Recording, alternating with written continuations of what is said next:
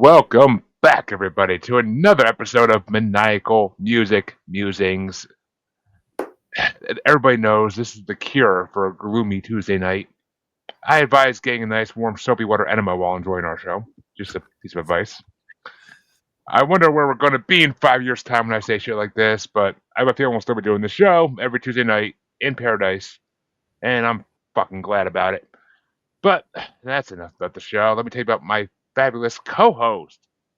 I first met him at the Mississippi Scroll Revival back in '96. He introduced himself as Guitarzan and told me about his lover, the Blue Cyclone. As he walked away, he just yelled out, "We're having a baby!" and kept running. I can't explain it. But he'll still call me the third Sunday of every month to tell me, "Your flag decal won't get you into heaven anymore, Jeremy. Stop putting it on your car." If you could see me now, I'd be knocking on his head saying, "Hello, in there, anybody home?" But what can I say about this man except, where would I be without you, baby? CJ motherfucking playing the music god himself, everybody. Hey guys, what's up? You gave me a good album. You gave me a good album for that one, CJ. You really did. I was part of the reason. I was part of the reason I chose that one. We'll get into it. I got feelings, but folks, we are being joined today by another amazing guest, and today's guest is Mr. Rob Bach, founder of Spinney Media, and I hope I said that right. Yep, you did. Good. Okay. I was like Spinney, Spiny. Okay, I think Spinney. It's two N's. So, but welcome, Rob. We're glad to have you on the show. How you doing tonight? I'm doing great. Thanks for having me on. So, tell us, what is Spinney Media? Spinney Media is my company, and what we do is we help independent musicians and labels get physical albums and CDs and cassettes to their fans. So it's not easy. If you're not quite selling thousands yet, you may need help. So we warehouse them here in Portland, Oregon, and get them listed on a bunch of services. And when you make a sale, we send it out to your fans for you. So just a way to help people make money from their music while they're doing their day jobs and touring and doing other things. Oh, kind of like that magazine in the '90s everybody owed money to. What am I thinking of, CJ? That wasn't a magazine. You're talking about Columbia House. Oh yeah, Columbia House. Yeah, Columbia it was House, right? Record clubs. That was the '80s, not the '90s. No, it was the '90s because I used to get 10 records for 99 cents each. That was the tail end. I used to get them back in the '80s, in the '70s even. Yeah, a lot of paper records that came from Columbia House. Yeah, but trust me, by the time the '90s came around, there weren't no good records on it anymore. It was all crap. But it's the only records my parents would buy me, so I had to pick and choose the crap. So it worked. But so what made you want to start a media company like that? Like, have you always been in the music industry, or? Almost always. So I'll tell the origin story briefly. 1987, I'm flinging frozen yogurt at Penguin's Frozen Yogurt in Southern California. A guy walks in, likes my customer service, says, "Hey, you should work for me down at my music store." "Are you 18 yet?" Like, "Nope, couple months shy." "Well, when you turn 18, come down and work at Warehouse Music." So that was 1987 when we were pulling vinyl out of the bins the first time and putting CDs and long boxes back into the bins and selling CDs. So I've been mostly in the music industry on the retailer distribution side since 1987. So greatest hits are Warehouse, Amazon in its early days, Virgin Megastores, and then CD Baby, who I worked for 14 years. So kind of carrying forward the mission I had at CD Baby to help independent artists, just specifically focusing on physical, on all those great albums and CDs and stuff that fans still love. It's amazing, actually, that the physical media is making a comeback. I never thought I'd see the day. When I was a kid, it all changed to digital. I never thought it would come back, but some things always are going to come back. I guess it's always going to go in cycles. People love the community it brings and like listen to albums together and the collectible stuff, and it just looks and feels better. So, yeah, I mean, I agree. I'm the same way with books. I'd rather hold a physical book than hold a Kindle. So it's that same mentality. What, CJ? You don't think I read? Working in a record store.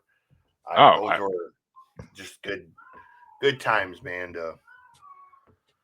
You know, don't mind the cat in the background. She's shut up. Well, I got two trying to interrupt us, but they're still over on that side of the room, so we'll see how it goes. Well, what album did you want to bring us today there, Rob? And why this one? I'm really curious on this one. Yeah, so this is a late discovery for me. So late in my career / life so far. But John Prine's first album. So for those folks who don't know John Prine, singer-songwriter, kind of a little bit on the countryside, but just amazing how good that first album was. To be able to get out there, put together a first album before the record company gets involved in all that, and just puts together just this classic. Like half the album is fantastic, and people are still covering at least one or two of the songs from the album still today. So he grew into his own and kind of continued to do stuff, launched his own record label later on, and I think even found his voice even more so in the last couple of years of his life. But that first album just is fantastic. Yeah, well, CJ, your album's closer, so I'm gonna let you go first this week. What do you think of John Prine? I love John Prine. As soon as I saw the selection, I was very happy. Troubadour to the Ultimate Max, who so many other classic legends gave tribute to as an influence. Robert Keane, Jimmy Buffett, Todd Snyder, Cody Jinks, currently, even Townes Van Zandt were all people who kind of quoted and referred to John as, a great American songwriter, just a troubadour and a wordsmith, basically. Steve Earle has talked about him numerous times in interviews. He was a classic songwriter in every sense of the word. And yeah, he did lean a little bit to the countryside, maybe not everybody's cup of tea musically, but you can't listen to the guy and deny that he was a brilliant songwriter and song crafter. So I was happy to see it because, never a bad day to listen to John Prine. Yeah, I'll say when I saw the album, I'm like, who? And I went and looked up the album, and I looked, as always, I don't know an artist. I look at like the most popular song on the album on Spotify, and I'm like, Angel in Montgomery. I'm like, why does that sound familiar? And I hit play, and I'm like, oh, this has been sampled by more rap artists than I can count. Okay, I know. I'm like, I kind of know who this is now. And yeah, he definitely leans in the country direction a little bit, more than a little bit, I'd say. But I'm not going to deny he has amazing lyrical ability. He writes amazing songs. His voice, though, his voice kind of drags on and on and on. And I was like, oh my god, like somebody he leans to the Dylan side. There's a reason I don't like. There's a reason I don't like Bob Dylan, but his voice was hard to overcome. It's in some songs like Angel Montgomery, it lends to it a lot, but in other songs, it's just like I could hear other artists singing this song so much better. Like you should just wrote for them. But I respect the man for what he did. He's been around forever, or was around forever, I should say. But I can't say it's something I'd go back to on a regular basis. Some of these songs were catchy, but I honestly couldn't see myself driving down the road in a car listening to John Prine. I listen to a lot of different music, so that's saying something, but it's just, it's certain artists I just can't casually listen to. If I'm listening for this show, that's a different story. And I would listen to, if somebody else brought him out again, I would listen again, obviously. Maybe another album's different, who knows? Or maybe his voice got a little different as he got older. It happens with a lot of artists, but no, okay. Good to know. He became a better songwriter and slicker. Yeah, his duet albums later in life were really fantastic. Yeah. He's a good songwriter in this one. Some of these songs were very catchy and had good themes to them, so I enjoyed them for that. But he did a lot. Like he he worked consistently and toured consistently, and again was idolized by a megatude of people. Jimmy Buffett was one who was took him on tour a lot. Just to keep him working and moving in different things, because Buffett was one of his best friends. And if you listen to Jimmy's early stuff, before he got into the Margaritaville stuff, a lot of Jimmy's early stuff is very, very similar to John's stuff. Yeah, the Jimmy Buffett I know is the Margaritaville and the Cheeseburger in Paradise Jimmy. But dude, who doesn't like Cheeseburger in Paradise? But well, I mean, he wasn't bad. I got through it. Kind of. I always listen to the guest album first thing when I get into work on Tuesday morning, just to start my day off that way. Made my day go a little slower and made my day start off a little boring, but it worked. I got through it. And I was like, all right, well, I heard the whole album. I can't complain. I've heard a lot worse on this show. Trust me, a lot worse. So at least it's not Mariah Carey. But this. I'll get into more in the top 5 tracks too. But what were your top 5 tracks off this album, Rob? Again, choosing a couple. And if you like these, there are plenty of covers of these. Where I think again, some of these are just classics, classic songwriting, and then sometimes sung by someone else. So I'll point those out. But Sam Stone just got me in the gut the first time I heard it. You could really hear the character come alive. This Vietnam vet coming back from the war and putting all the money into his veins, and just the story of his eventual death.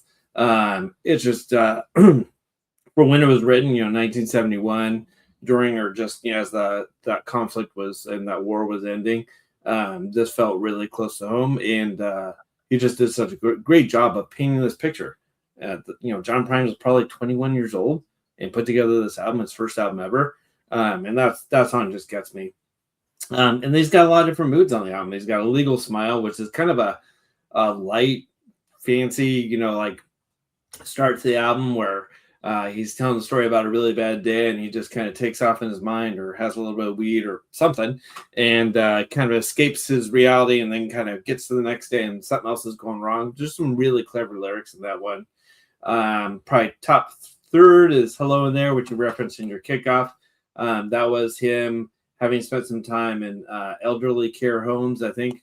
He had written that song from their perspective, which I thought was really cool. I love the kind of lunacy of Your Flag Decal Won't Get You Into Heaven Anymore. For people who don't know that song, it's probably still pretty applicable these days for what we're going through in the U.S. anyway. But a really sort of down-like message, fun, like freight train lyrics, get to the end and, get a funny ending to the song, which I love. And then the one that's on here that everybody will probably know is Angel from Montgomery, whether it's been sampled or you've heard Bonnie Raitt sing it.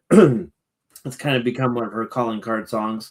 And that one's just fantastic. That, again, this young guy can write from a woman's perspective, this song, and then jump it through other characters during the song. It's just fantastic. So great songwriting. Easy for me to pick 5. I could have picked 8. That I thought were just standout tracks. And again, from our first album, from a really young guy. So just thoroughly impressed with those. Yeah, I got comments on some of those for sure. But CJ, what were your top 5 before I get to mine?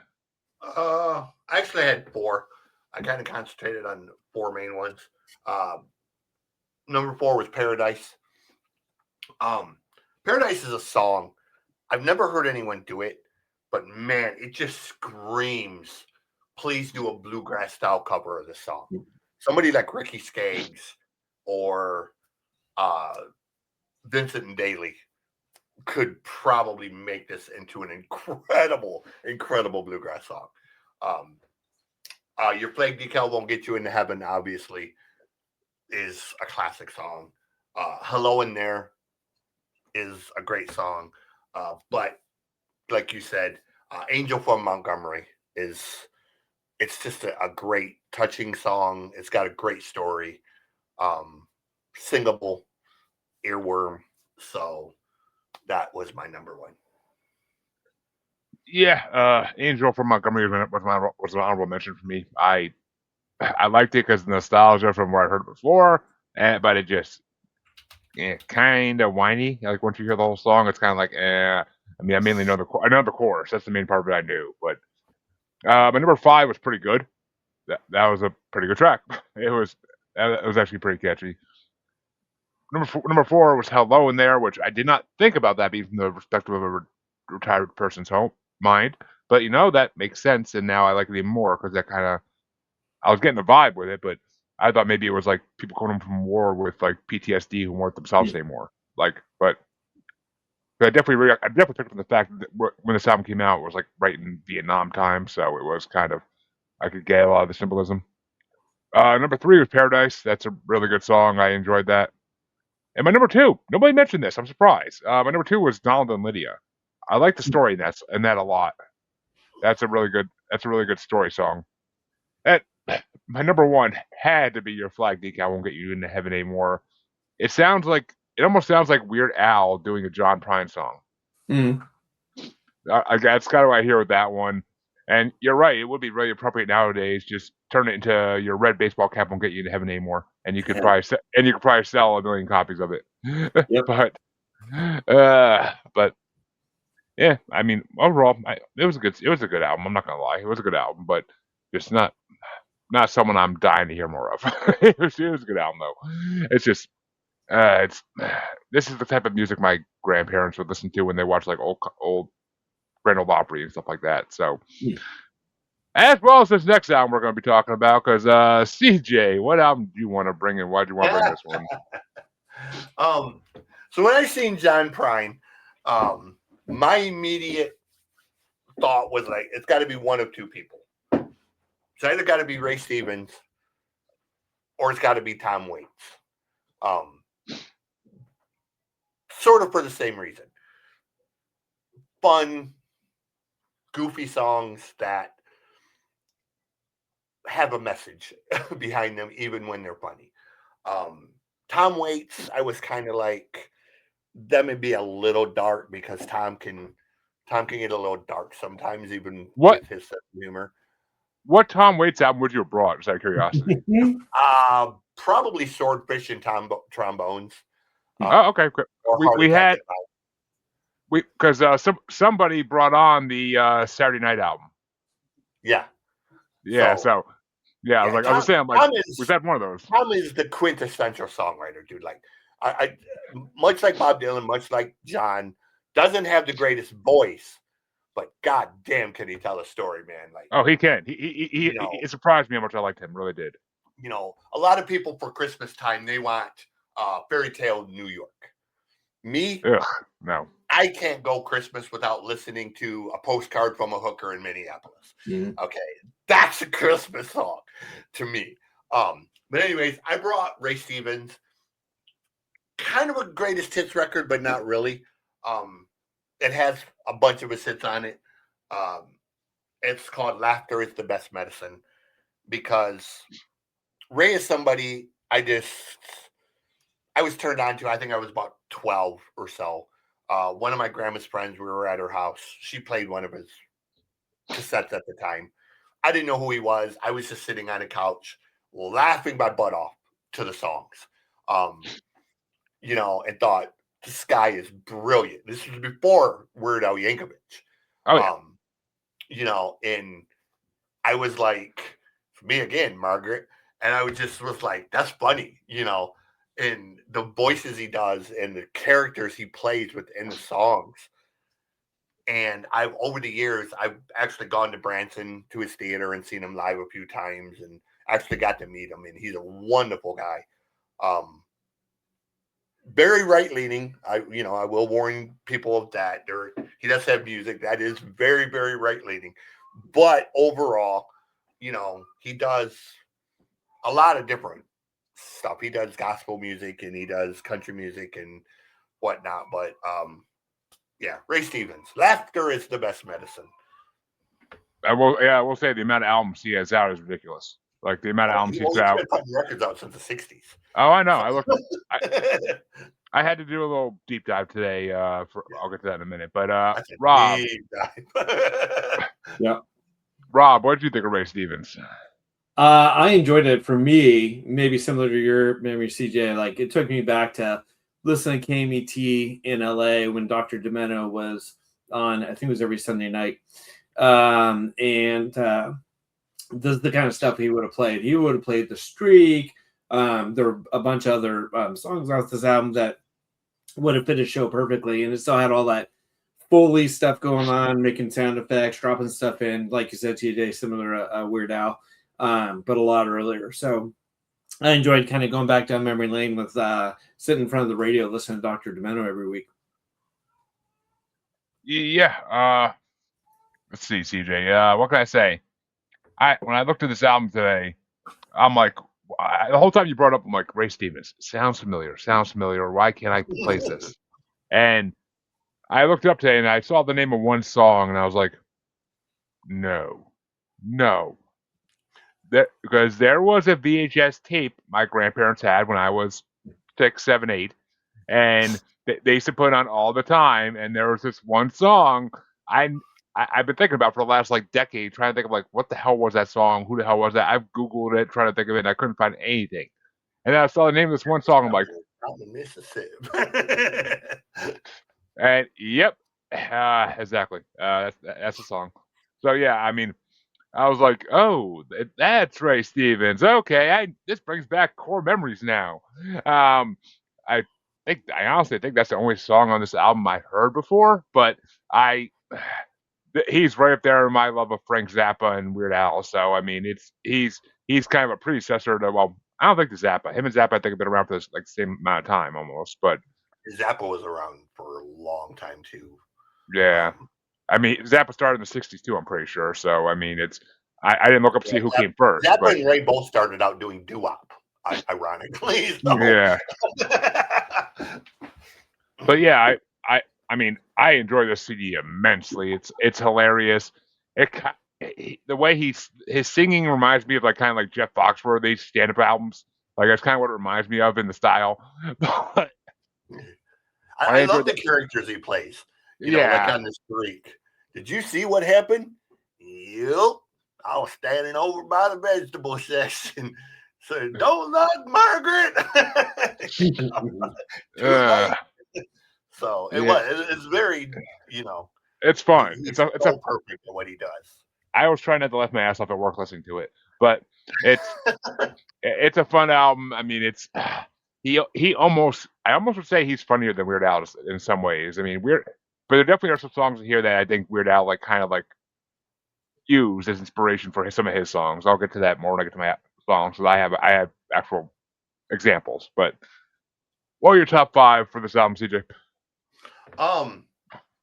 Number 5 was Doctor, just because a song that I wouldn't have appreciated as a younger person, but as you get older and start having to go to the doctor more, good Lord, does that song hit home. Like, just stop poking me, stop giving me medicine, stop just whatever you're doing, I've been to so many doctors that 5 minutes in, I'm just kind of like, okay, I'm leaving because you don't know what the hell you're doing. Like, you know what you're talking about. Number 4 is The Streak. Love the character. Number 3 and number 2 were the Blue Cyclone. That was one of the songs that I heard early on. And as a wrestling fan, it's such a great story. And the fact that he did the part 1 and then came back like a year later and did part 2 to it, it worked so well. But number 1 was the very first song that I heard from him at my grandma's friend's house. She played Mississippi Squirrel Revival. And I just giggled and laughed and sat on the couch holding my stomach because, Rick Dees had Disco Duck and we had a few other novelty songs, Dr. Demento wise, but Mississippi Squirrel Revival was a song that just, you could picture it in your head, like it was just one of them songs. It's so funny. That's a great thing. There's a music video. You don't need to picture in your head. I'm just saying, like, when he talks about it, jump the garter across the thighs, it's just, I mean, I've gone to churches like that church where you had those characters, and when I listened to this record, I hadn't heard that song in probably 10 years, and I still giggled because it's still a funny fucking song, So Mississippi Squirrel Revival, that's my number one. And how about you? Cat. There are so many ways to skin a cat, CJ. I'm telling you. But Rob, yeah, I swear to God, if this was not my mom's cat and she would completely lose her mind over me giving it away, I would give this cat to the first person. But I know Mom would just lose her mind. Your Oompa Loompa stealing your soda. Yeah, I know. My water. That's okay. All over the floor. Okay. I know. I put taps down and wipe it down. All right. Thank you. What were your top 5 on this album there, Rob? So I started with The Streak. That was probably my first connection with Ray Stevens. Again, heard it maybe on Dr. Miller, maybe it was somewhere else. But I remember I bought a record collection with the phase a couple years ago, coming out of COVID and stuff, where I was buying auctions of record collections. And this one was right there, and my wife had never heard it.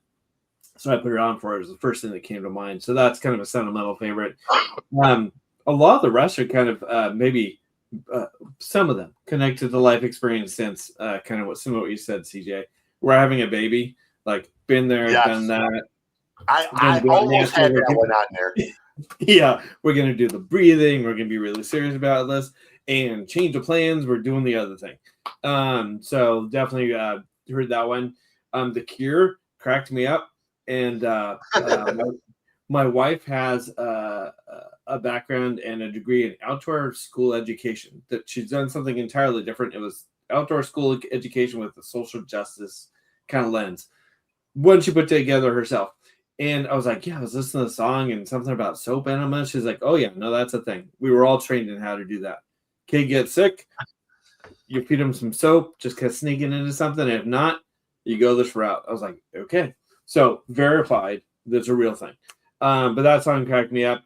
Mississippi Squirrel Review, definitely on my list. I thought such a great song, full of images, full of action. Like you could see it playing as you're like listening to the song. You can see the squirrel dance around, seeing the kind of jubilation of the revival. It just really brought it home. And the last one again was Age Has Taught Me, the PSA song. It's funny. And at the same time, I've had my PSA checked, and I appreciate the message on that one of, hey, if you're approaching 50, get your PSA checked. So we'll drop that one in there. But that one, again, life has taught me that's a useful thing. Yeah, I actually had 2 honorable mentions for this because it was such an amazing album. Power Tools is my first honorable mention because it kind of reminded me of Weird Al's song, Hardware Store song. Like it kind of reminded me of that in a way. So, and my number 6, my second honorable mention, number 6 was the Ballad of the Blue Cyclone parts 1 and 2. I put them together because how could you not? And as a wrestling fan, I enjoyed the hell out of that, and that's funny as hell. That was funny as hell. It reminded me of freaking that episode of South Park where Randy has to fight a dad in every stadium. Too. I'm sure. And my number 5, I feel like I've heard this one somewhere, but I don't recall where. And that's Guitar Zan. Like that, the references to Elvis are freaking hilarious. So that's one of his earliest songs. I think that came out in 72, 73, something like that. And everything you look at, it's one of his top hits. Like, and everything you look at for him. But, and my number 4 was The Cure. I love the nice, warm, soapy water enema. That's so Frank Zappa-esque. That's such a Frank Zappa-esque song. I could see Zappa doing that. Yeah, and funny you say that, Rob, because my number 3 was We're Having a Baby. And I have a 13-month-old right now, so my wife and I just had a baby, so that song is very relatable. Though it's my wife's third kid, so there's no way in hell she was trying to go natural at all. It was just like fucking pump me into drugs. But just the first one. First one you make that mistake, then you're all good. Oh yeah, first one she had no idea what the hell she was doing, but the third one, yeah, it is what it is. But that song hit close to home. And my number 2, nobody mentioned this one. I'm kind of surprised, but my number 2 was Jeremiah Peabody's blah blah blah blah blah blah blah blah. I didn't write down the whole damn song name, but that's the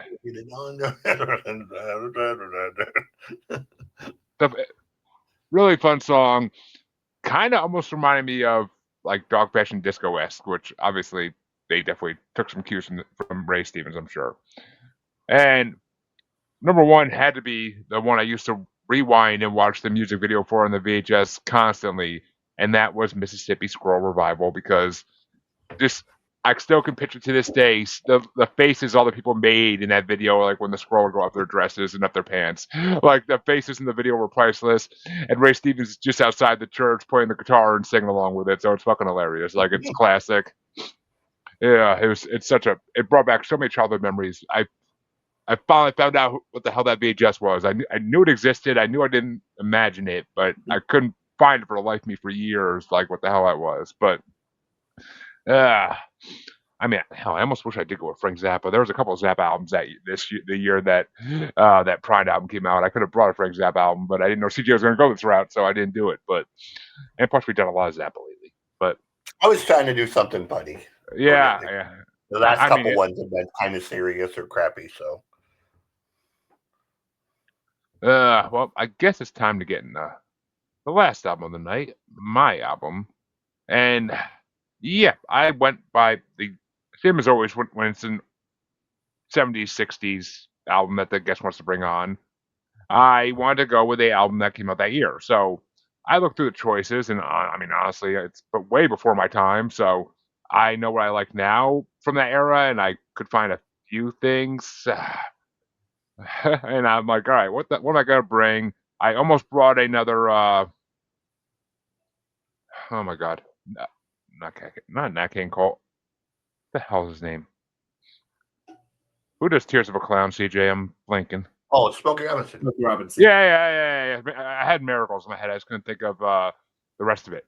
But I almost brought another Smokey Robinson album, which I almost wish I did in a way. But I saw this album, and I'm like, you know what?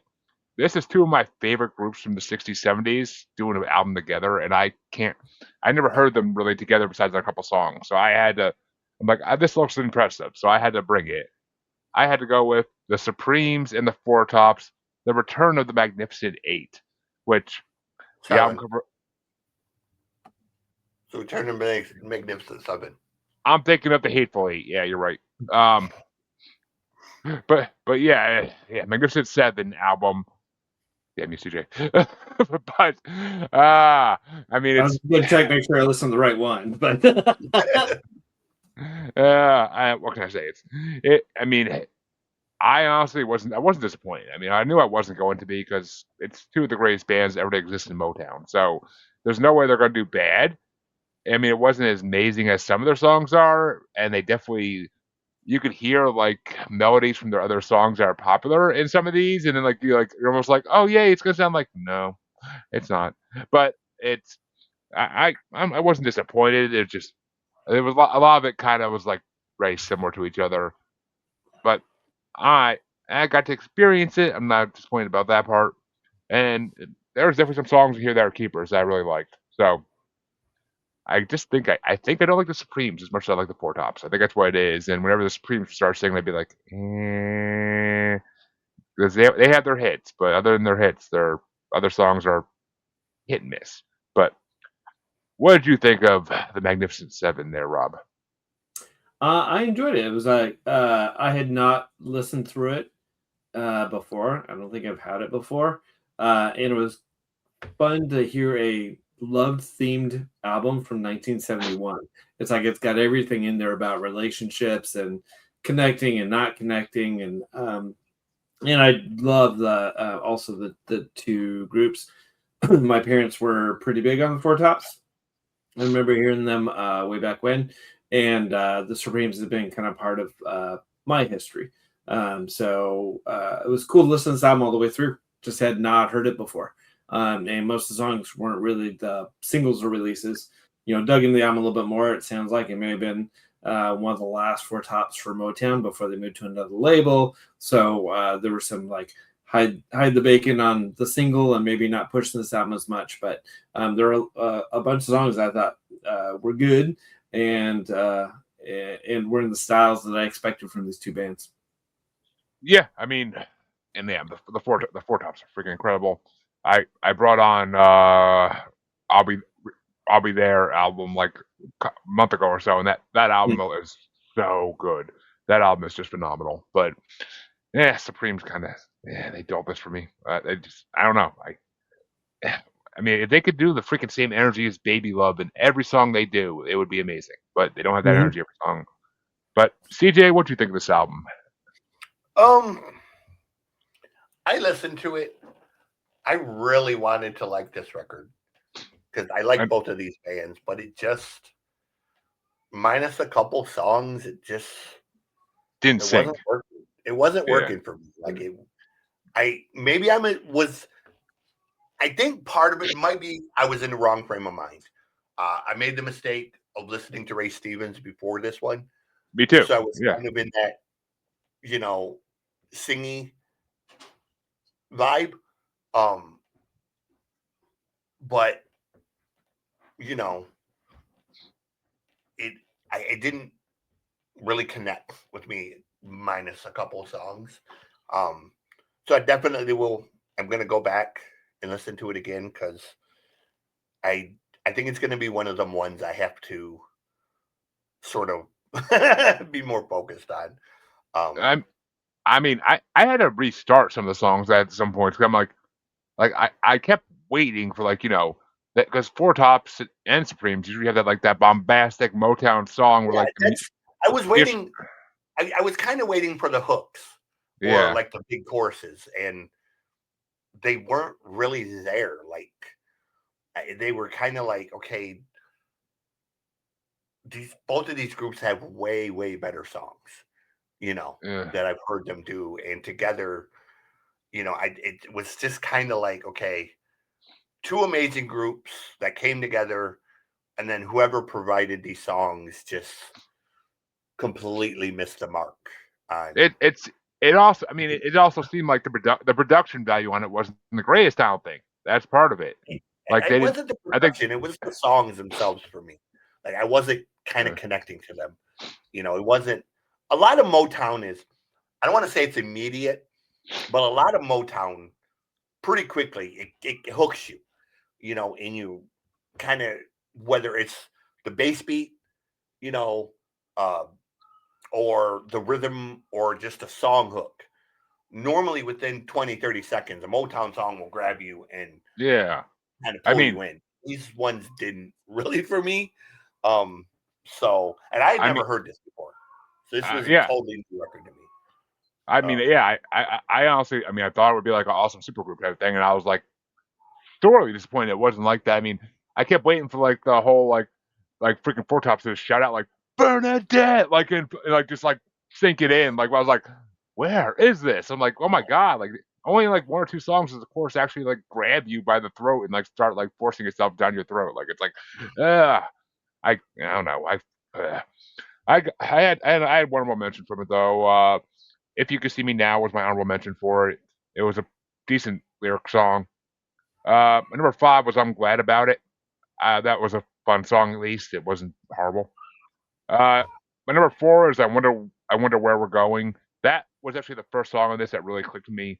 That's a good relationship song. That really is a good relationship song. So, and if the Four Tops do the chorus, I tend to like the songs a little bit better than the Supremes did them. But number 3 was Call Me. That's a really fun song. Like that, the top 3 is when it got good. But Call Me was a really fun song. But number 2, Let's Make Love Now. Like obviously, that's a freaking put it on your sex playlist song. Like, and I enjoyed the hell out of that one. That's a put it on your sex playlist. But that's classic Motown right there to me. And my number 1 is the same thing. Where Would I Be Without You, Baby? that was totally the Four Tops. Like, hey, we wrote this. It's all set. Just do the chorus or just do the background vocals, and you're good. And the Four Tops took that one away. So, Where Would I Be Without You, Baby was definitely the best song of the album, in my opinion. But you could almost hear them trying to bring in that "Reach Out, I'll Be There" Bernadette like music in the background of it. You could almost hear it coming in. I was like, come on, I want to hear it, come on, and it just never hit the full apex. I'm like, God damn it! But not the first time I brought in an older album I thought I would like, and I got disappointed. But it's how you learn, though. You gotta try the new things that you haven't tried. Well, I guess old things you haven't tried yet is more the term for this one. But so back in the archives, the time you got this album goes, and I probably will never. There's a couple songs on my like list on Spotify. I'm not gonna lie, but other than that, I'll never hear it again. But Rob, what were your top 5? Yeah, and kind of going back to the theme, like what's different between this and Motown? I think Motown in its strongest days was so singles related, and from what I read about this album, it only had one single. I'm wondering if behind the scenes people are like, oh, we're doing albums now. It's all about long play. We're moving away from singles. Let's do a concept album because it's so like it. Everything would typically be a love song, but this is about getting together, making love, breaking up, wondering what's next, and then getting back together. It was kind of like how the album felt. So I wonder if that's a little bit of the kind of the thumbprint of the album, and maybe why it just didn't take off. It just wasn't made for those catchy melodies. But I listened for every time I could hear a great harmony or a song that rang a bell from the past, past catalogs for both bands. That kind of caught my ear. So on my list, I had Call Me, which I thought was fun and just a fun song to work through and listen through. I also had Let's Make Love Now. Then I had a couple different ones. I had One More Bridge Across, which I thought had this kind of nice sound, a little bit of kind of brass harmonies, and kind of keep going, next milestone, kind of cool message. I had I Can't Believe You Love Me. It was kind of this letdown on love. Important to the album, maybe not as good as a song, but kind of like There's No Thrill in Your Kiss. We've Lost the Magic, and I thought that kind of helped thematically, I guess, put the album together for me. And then You Gotta Have Love in Your Heart, which apparently was the one and only single from the album, which was the first track. Yeah, see, that didn't. I kept checking my headphones at work when I heard that first track. And I'm like, this can't be the way it's supposed to sound. Like I thought my headphones were interfering or something. As a single, it's like usually it's the second track these days, or at least in the 80s and 90s, second track was your single track. It almost had it. Yeah. Yeah, I mean, it's just I don't know. I mean, I don't know, because I mean, like even like like the Reach Out album, like Reach Out, I'll Be There, and Bernadette were like the two singles off that album. But that whole album is phenomenal. Like they didn't let down that whole album. They just kept going and going. I mean, I don't know. This had to be some kind of record label, or maybe they just had to fulfill a contract and get one more like record out before they switched labels or something, like CJ said. So maybe that's what it was. Like maybe same as like System of a Down, like put out like 2 albums really fast just to get out of their contract. So which was after Diana Ross left the Supremes, probably pretty recently after she left. So I'm not sure on the timing on that, but I'm sure the record company was putting their thumb on it. I'm sure, yeah. But and it was Berry Gordy, so I mean, yeah, he definitely he got all the money worth out of everything he could. Yeah. But DJ, what were your top tracks from this one? So I had 2, and ironically, I thought when I heard the one, I thought to myself, this reminds me of a song by a certain duo that I used to listen to when I lived in California, because Mom's boyfriend had a massive vinyl collection, a bunch of R&B and funk and different things. And when I looked it up, lo and behold, it was exactly who I thought it was that had written the song. So my number 2 was One More Bridge to Cross, and it was written by basically Ashford and Simpson.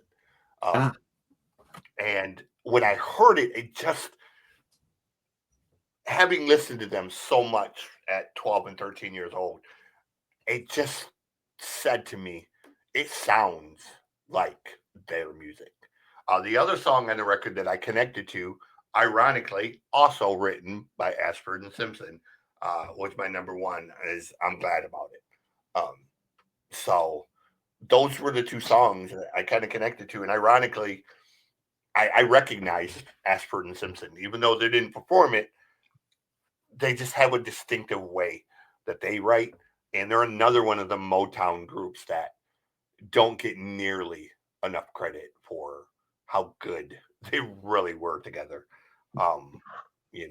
Just phenomenal songs if you like that kind of mellow, 80s style Motown.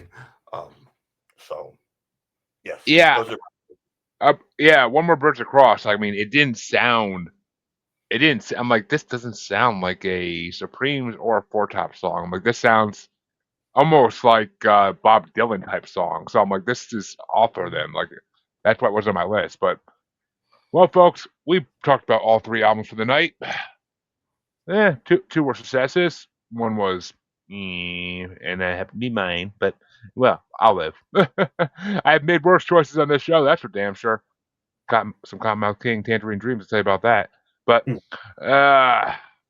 Rob, we want to thank you for coming on because it's been a fun show having you. You're definitely welcome back if you are.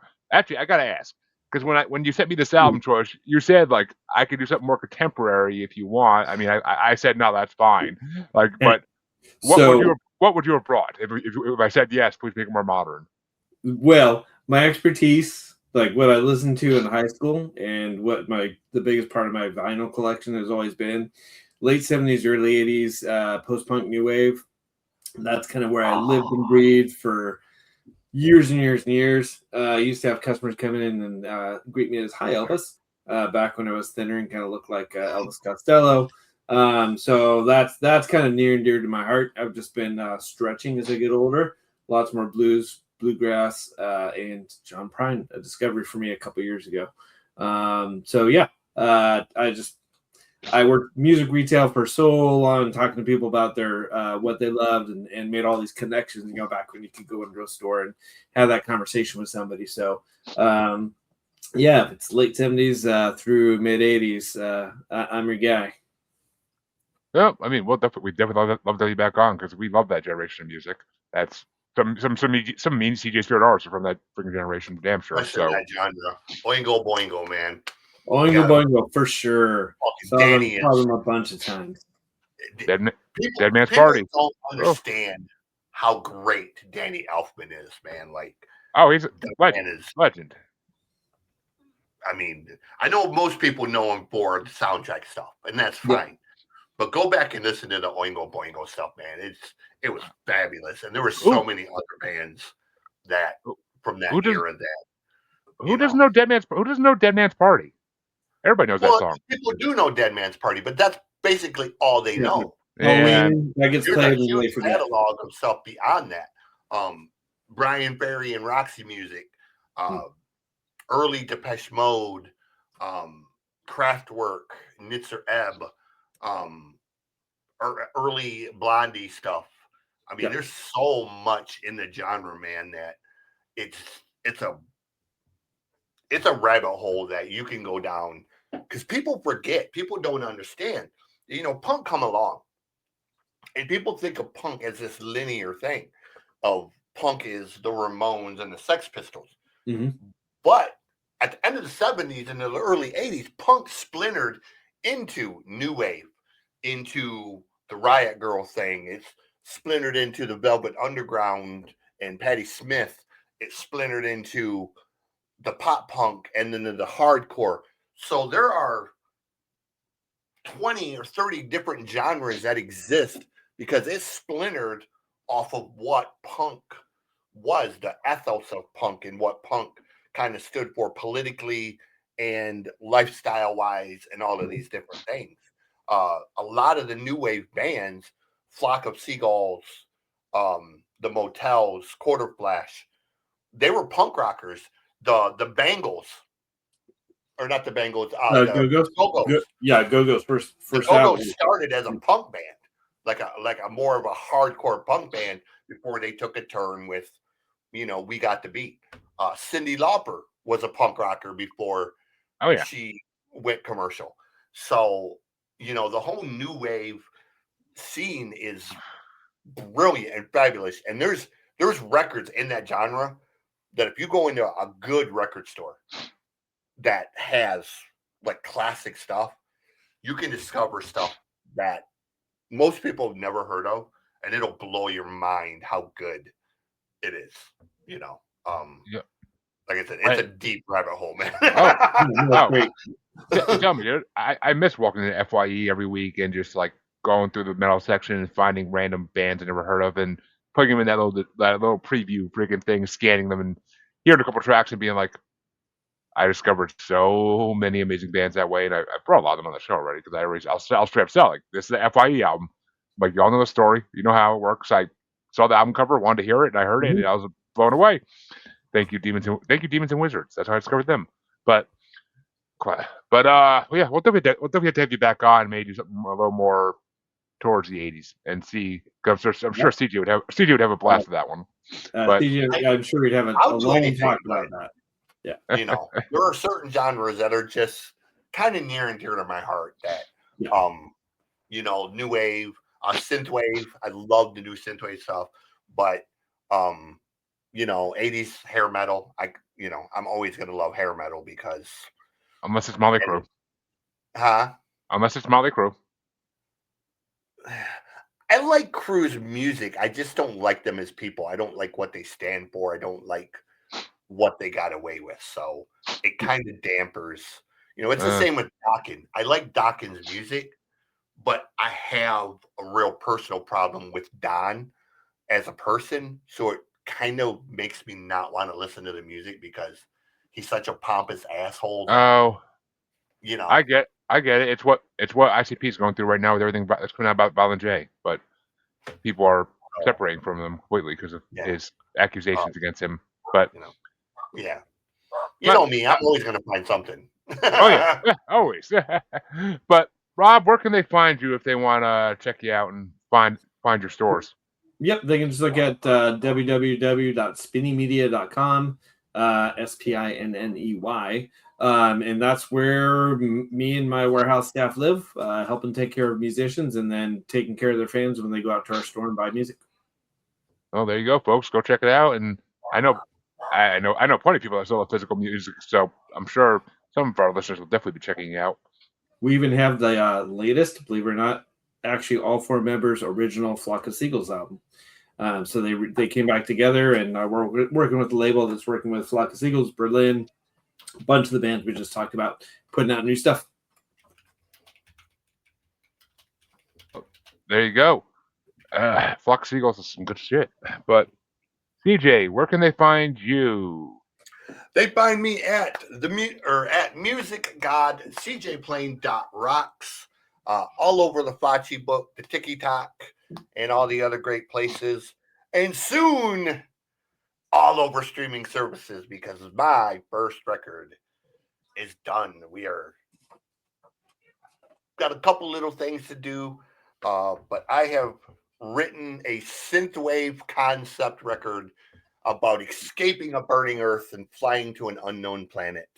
It is called Neon Escape, and I ran it past a couple people who are very high up in the industry, and they were like, holy shit, this is good. So I'm like, cool. I hope I wasn't just being non-objective, but I think people are going to love it. It's different, but it's not. It's a lot of stuff going on, and it's a fun record. So, yes, I'm looking forward to hearing it.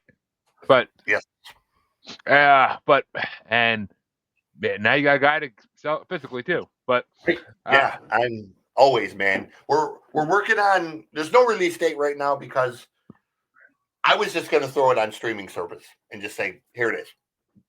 Do what you want with it. But my one buddy who heard it, he's a PR expert and has worked for Hollywood Records. He's worked with MCA Records and all the way back going to the 80s. Basically said, no, stop. This needs a proper rollout. This needs promo. I will do this on the cheap because it's so good. My usual rate, I'll cut it in half and do it because I want to do this. And I was like, sweet, I'm all for it. So we put on the brakes a little bit. We're going to do a proper release date, proper release. And, eventually, once that is handled, everybody will hear it. But, Yep. Awesome. In the meantime, that person talk you down. I dealt with a lot of artists who just said, release dates today. I just finished it. It's like, give it that 12, 16, 18-week ramp so you can get people excited about it. Exactly, and maximize the exposure. And yeah, exactly. So, I'm a musician. I don't know shit about promo. The last record I put out was with my old death metal band. That was in 1991. There was no promo back then, okay? It was just, you did a local demo, you put it in the local record stores, and you sold the shit at shows if you were lucky. So I don't know shit about the modern age of how promo works. And, I come from the school of, hey, let's create this really cool hand-drawn poster and slap it on the side of buildings everywhere and hope somebody comes to the basement show and play it. Old school shit. But folks, you can find both your musers on Facebook as Squatchy Largefoot, on X and the Gram as at Juggalo Bastard, and of course on YouTube as Monaco Music Musings. The best place to see everything is YouTube. Come back next week and see what albums we're talking about. I have no idea yet, but we'll see. So come back then, and we want to thank Rob for coming on. Have a good night, everybody. Thank you.